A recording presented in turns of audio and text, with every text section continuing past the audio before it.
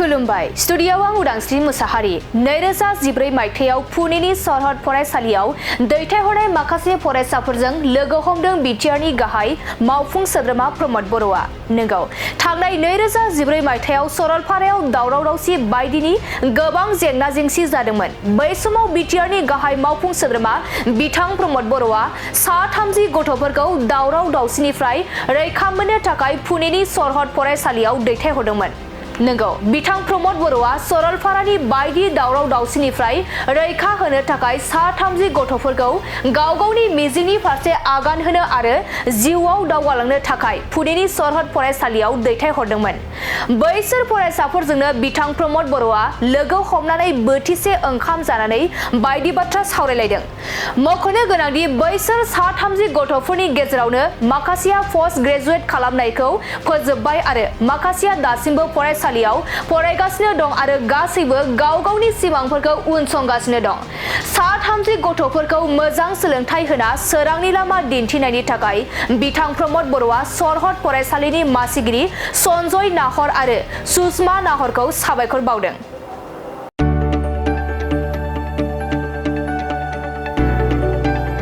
गोजोनथाव खौरां! बर'नि आंगोथार गोथाव ओंख्रि जानो मोजां मोनग्रा रायजो राजाफोरनि थाखाय गोजोनथाव खौरां। बर'नि आंगोथार ओंख्रि जानो मोजां मोनग्रा रायजो राजाफोरा बे गोदानै खुलिनाय लाइजौ हटेलाव हाबफैनो हागोन।